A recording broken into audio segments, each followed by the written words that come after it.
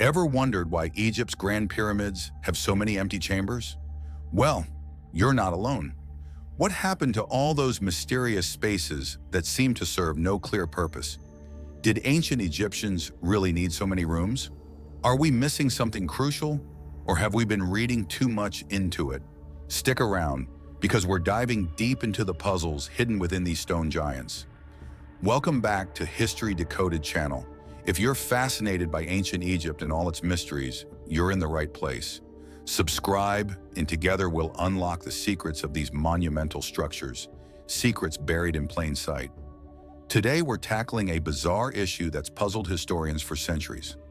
Why are there so many empty chambers in Egypt's pyramids? Join me as we explore this puzzle and question everything you thought you knew about these ancient marvels. So you've heard about the iconic pyramids of Egypt, right? But have you ever stopped to think, what were all those chambers actually for? We know the basics. There's a sarcophagus in most chambers, signaling a burial purpose. But what about all the other chambers? The empty ones, with no artifacts or clear explanation?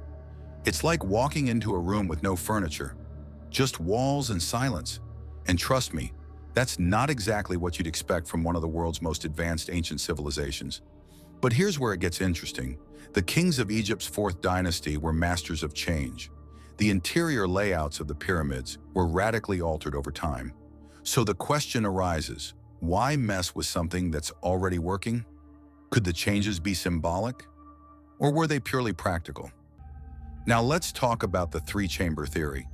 According to some Egyptologists, every pyramid was supposed to have three chambers. Sounds neat, right? Well, not so fast. The theory proposed by Rainier Stottleman was once hailed as groundbreaking.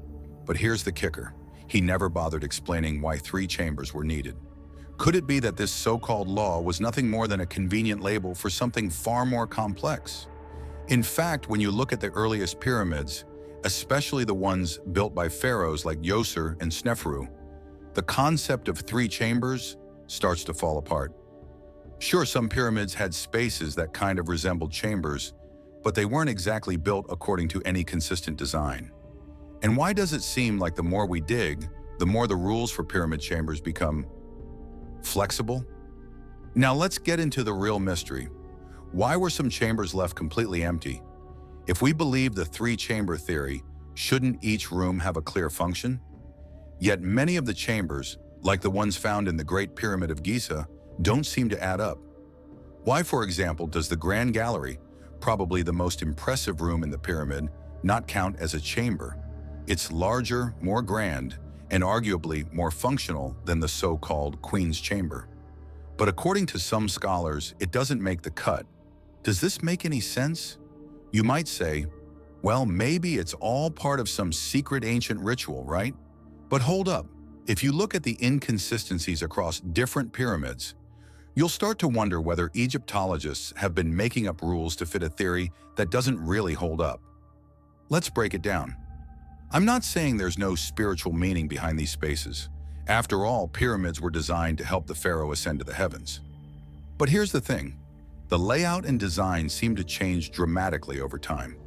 From decorative magazines in the earliest pyramids to more defined sarcophagus chambers, it's clear that the purpose of these rooms wasn't static. Could they have been used for something far more practical, like storage for offerings or ceremonial use? Or is it just a matter of Egyptology overcomplicating things? I'd argue that these chambers, especially the magazine chambers, weren't just for ritual. They were designed for visitor access. The key to understanding these chambers lies not in spiritual symbols, but in the practical needs of those who visited. After all, pyramids weren't just tombs.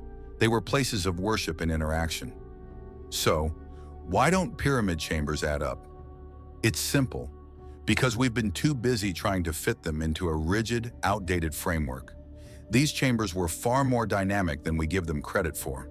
The shifting designs reflect evolving spiritual and functional needs, and the three-chamber rule is just another example of how we've oversimplified something that's much more complex.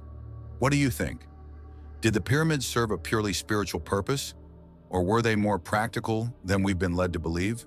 Let me know your thoughts in the comments below. Don't forget to like, share, and subscribe for more thought-provoking content like this. And hey, if you want to continue the discussion, check out our YouTube, where we post even more hidden history.